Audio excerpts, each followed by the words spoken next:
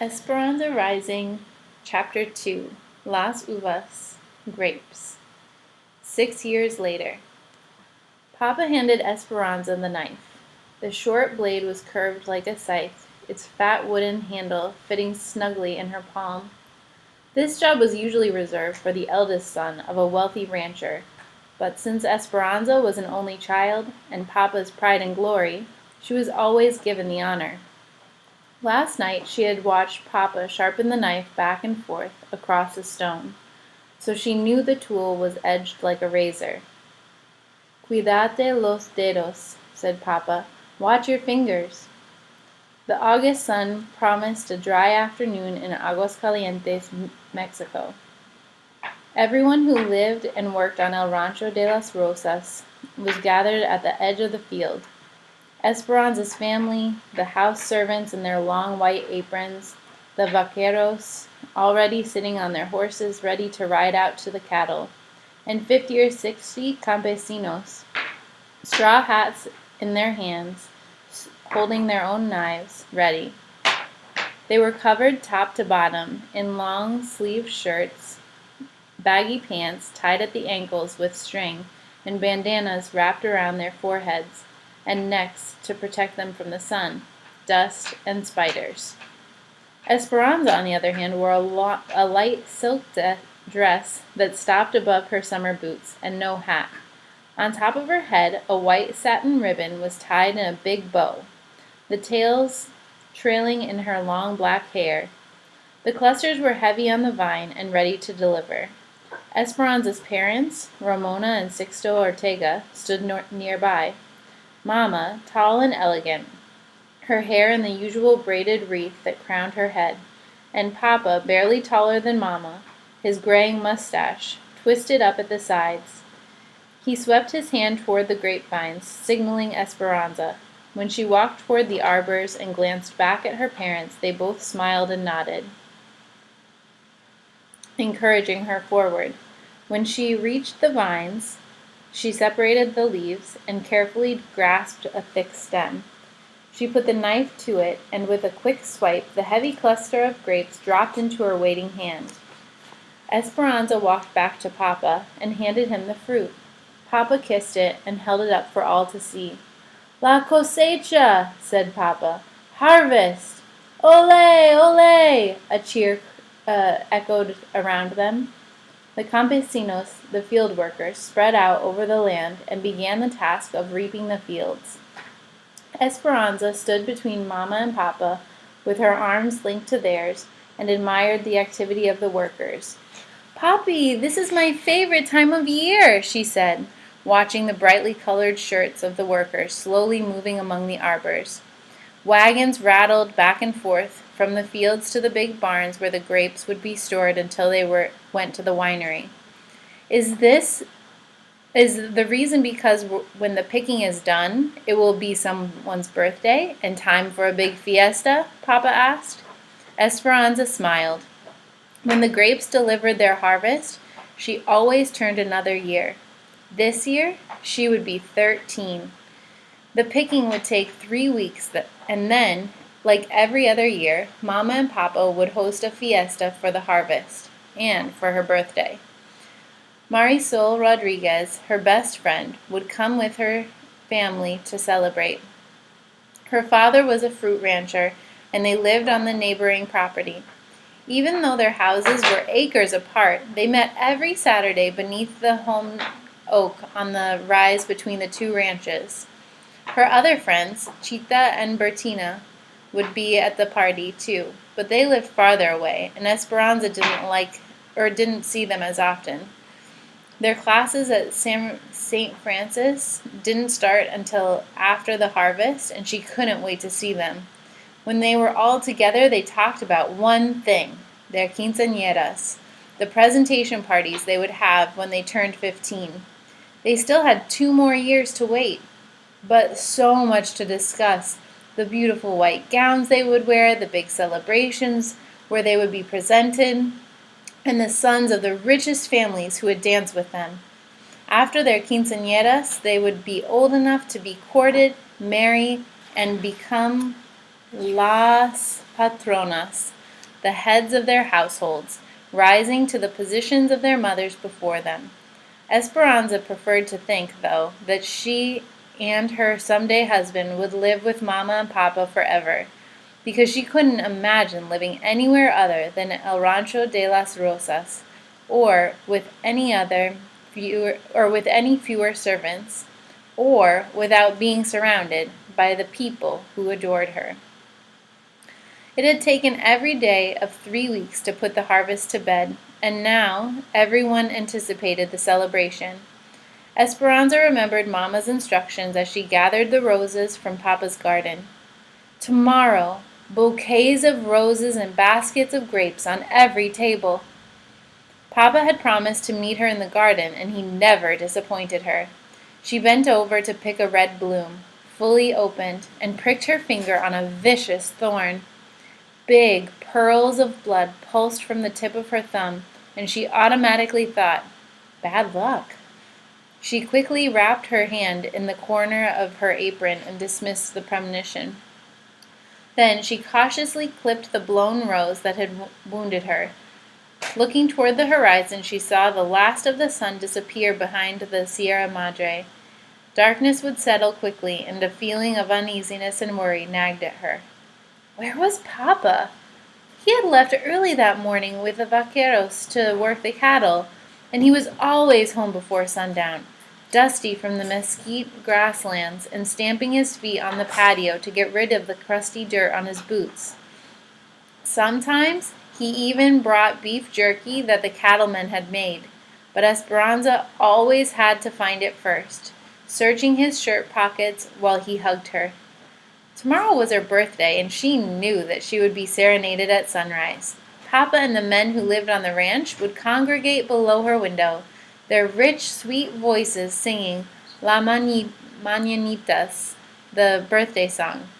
She would run to her window and wave kisses to Papa and the others. Then, downstairs, she would open her gifts. She knew there would be a porcelain doll from Papa. He had given her one every year since she was born, and Mama would give her something she had made, linens, camisoles, or blouses embroidered with her beautiful needlework.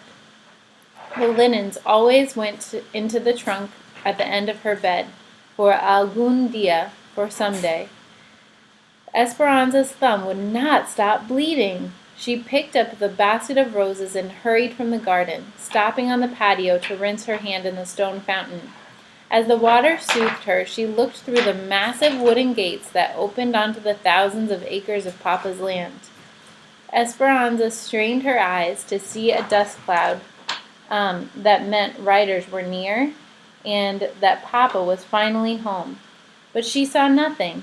In the dusky light, she walked around the courtyard to the back of the large adobe and wood house.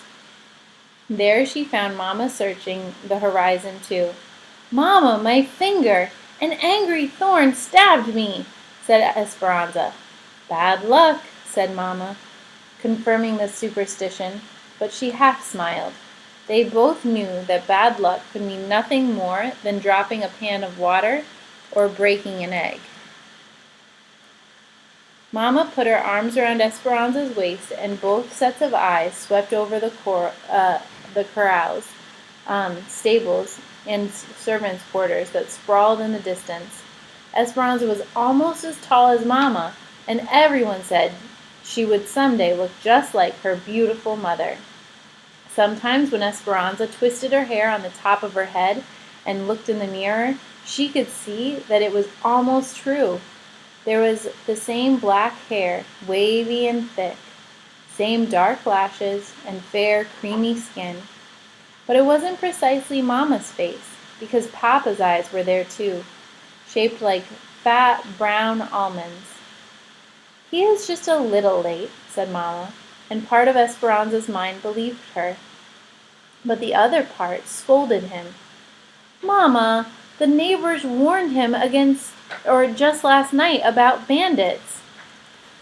Mama nodded and bit the corner of her lip in worry. They both knew that even though it was 1930 and the revolution in Mexico had been over for 10 years, there was still resentment against the large landowners. Change has not come fast enough, Esperanza. The wealthy still own most of the land, while some of the poor have not even a garden plot. There are cattle grazing on the big ranches, yet some peasants are forced to eat cats. Papa is sympathetic and has given land to many of his workers. The people know that. But Mama, do the bandits know that? I hope so, said Mama quietly. I have already sent Alfonso and Miguel to look for him. Let's wait inside. Tea was ready in Papa's study, and so was Abuelita. Come, mi nieta, my granddaughter, said Abuelita, holding up yarn and crochet hooks. I am starting a new blanket and will teach you the zigzag. Esperanza's grandmother, whom everyone called Abuelita, lived with them and was a smaller, older, more wrinkled version of Mama. She looked very distinguished, wearing a respectable black dress, the same gold loops she wore in her ears every day, and her white hair pulled back into a bun at the nape of her neck. But Esperanza loved her more for her capricious ways than for her propriety. Abuelita might host a group of ladies for a formal tea in the afternoon. Then, after they had gone, be found wandering barefoot in the grapes, with a book in her hand, quoting poetry to the birds. Although some things were always the same with Abuelita, a lace-edged handkerchief peeking out from beneath the sleeve of her dress, others were surprising, a flower in her hair, a beautiful stone in her pocket, or a philosophical saying salted into her conversation. When Abuelita walked into a room, everyone scrambled to make her comfortable. Even Papa would give up his chair for her. Esperanza complained, "Must we always crochet to take our minds off worry?" She sat next to her grandmother anyway, smelling her ever-present aroma of garlic, face powder, and peppermint. "What happened to your finger?" asked Abuelita. "A big thorn," said Esperanza. Abuelita nodded and said thoughtfully, "No hay rosa sin espinas." There is no rose without thorns. Esperanza smiled, knowing that Abuelita wasn't talking about flowers at all, but that there was no life without difficulties. She watched the silver crochet needle dance back and forth in her grandmother's hand, when a strand of her hair fell into her lap. Abuelita picked it up and held it against the yarn and stitched it into the blanket. "Esperanza, in this way my love and good wishes will be in the blanket forever. Now watch. 10 stitches up to the top of the mountain. Add 1 stitch, 9 stitches down to the bottom of the valley. Skip 1. Esperanza picked up her own crochet needle and copied Abuelita's movements, and then looked at her own crocheting. The tops of her mountains were lopsided, and the bottoms of her valleys were all bunched up. Abuelita smiled, reached over, and pulled the yarn, unraveling all of Esperanza's rows. "Do not be afraid to start over," she said. Esperanza sighed and began again with 10 stitches. Softly humming, Hortensia, the housekeeper, came in with a plate of small sandwiches. She offered one to Mama. "No, thank you," said Mama. Hortensia sat the tray down and brought a shawl and wrapped it protectively around Mama's shoulders. Esperanza couldn't remember a time when Hortensia had not taken care of them. She was a Zapotec Indian from Osaka with a short, solid figure and blue-black hair in a braid down her back. Esperanza watched the two women look out into the dark and couldn't help but think that Hortensia was almost the opposite of Mama. "Don't worry so much," said Hortensia. "Alfonso and Miguel will find him." Alfonso, Hortensia's husband, was El Jefe, the boss of all the field workers, and Papa's compañero, his close friend and companion. He had the same dark skin and small stature as Hortensia, and Esperanza thought his round eyes, long eyelids, and droopy mustache made him look like a forlorn puppy. He wasn't anything but sad, though. He loved the land as Papa did, and it had been the two of them working side by side who had resurrected the neglected rose garden that had been in the family for generations. Alfonso's brother worked in the United States, so Alfonso always talked about going there someday. But he stayed in Mexico because of his attachment to Papa and El Rancho de las Rosas. Miguel was Alfonso and Hortensia's son, and he and Esperanza had played together since they were babies. At 16, he was already taller than both of his parents. He had their dark skin and Alfonso's big, sleepy eyes and thick eyebrows that Esperanza always thought would grow into one. It was true that he knew the farthest reaches of the ranch better than anyone. Since Miguel was a young boy, Papa had taken him to parts of the property that even Esperanza and Mama had never seen. When she was younger, Esperanza used to complain, "Why does he always get to go and not me?" Papa would say, "Because he knows how to fix things and he is learning his job." Miguel would look at her, and before riding off with Papa, he would give her a taunting smile. But what Papa said was true. Miguel had patience and quiet strength and could figure out how to fix anything, plows and tractors, especially anything with a motor. Several years ago, when Esperanza was still a young girl, Mama and Papa had been discussing boys from good families, whom Esperanza should meet someday.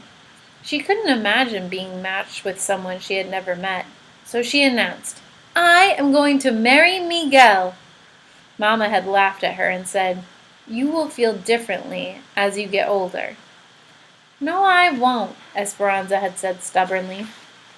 But now that she was a young woman, she understood that Miguel was the housekeeper's son, and she was the ranch owner's daughter, and between them there ran a deep river. Esperanza stood on one side, and Miguel stood on the other, and the river could never be crossed. In a moment of self-importance, Esperanza had told all of this to Miguel. Since then, he had spoken only a few words to her. When their paths crossed, he nodded and said politely, "Mi reina, my queen." But nothing more. There was no teasing or laughing or talking about every little thing. Esperanza pretended not to care, though she secretly wished she had never told Miguel about the river. Distracted, Mama paced at the window, each step making a hollow tapping sound on the tile floor. Hortensia lit the lamps. The minutes passed into hours. "I hear the riders," said Mama, and she ran for the door. But it was only Tío Luis and Tío Marco, Papa's older stepbrothers. Tío Luis was the bank president, and Tío Marco was the mayor of the town. Esperanza didn't care how important they were because she did not like them. They were serious and gloomy and always held their chins too high. Tío Luis was the eldest, and Tío Marco, who was a few years younger and not as smart, always followed his brother's lead, like un burro, a donkey.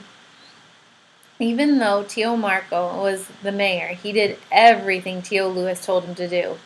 They were both tall and skinny with tiny mustaches and white beards on just the tips of their chins. Esperanza could tell that Mama didn't like them either, but she was always polite because they were Papa's family.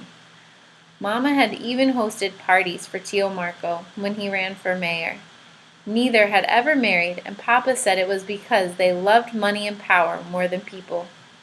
Esperanza thought it was because they looked like two underfed billy goats. "Ramona," said Tío Luis, "we may have bad news. One of the vaqueros brought this to us." He handed Mama Papa's silver belt buckle, the only one of its kind, engraved with the brand of the ranch. Mama's face whitened. She examined it, turning it over and over in her hand. "It may mean nothing," she said. Then, ignoring them, she turned toward the window and began pacing again, still clutching the belt buckle. "We will wait with you in your time of need," said Tío Luis as he passed Esperanza. He patted her on the shoulder and gave it a gentle squeeze. Esperanza stared after him. In her entire life, she couldn't remember him ever touching her. Her uncles were not like those of her friends. They never spoke to her, played with her, or even teased her. In fact, they acted as if she didn't exist at all. And for that reason, Tio Luis's sudden kindness made her shiver with fear for Papa. Abuelita and Hortensia began lighting candles and saying prayers for the men's safe return. Mama, with her arms hugging her chest, swayed back and forth at the window, never taking her eyes from the darkness. They tried to pass the time with small talk, but their words dwindled into silence. Every sound of the house seemed magnified. The clock ticking, someone coughing, the clink of a teacup. Esperanza struggled with her stitches. She tried to think about the fiesta and all the presents she would receive tomorrow. She tried to think of bouquets of roses, baskets of grapes on every table. She tried to think of Marisol and the other girls, giggling and telling stories. But those thoughts would only stay in her mind for a moment before transforming into worry, because she couldn't ignore the throbbing soreness in her thumb where the thorn had left its unlucky mark. It wasn't until the candelabra held nothing but short stubs of tallow that Mama finally said, "I see a lantern! Someone is coming!" They hurried to the courtyard and watched a distant light, a small beacon of hope swaying in the darkness. The wagon came into view. Alfonso held the reins and Miguel the lantern. When the wagon stopped, Esperanza could see a body in the back, completely covered with a blanket. "Where's Papa?" she cried. Miguel hung his head. Alfonso didn't say a word, but the tears running down his round cheeks confirmed the worst. Mama fainted. Abuelita and Hortensia ran to her side. Esperanza felt her heart drop. A noise came from her mouth, and slowly her first breath of grief grew into a tormented cry. She fell to her knees and sank into a dark hole of despair and disbelief.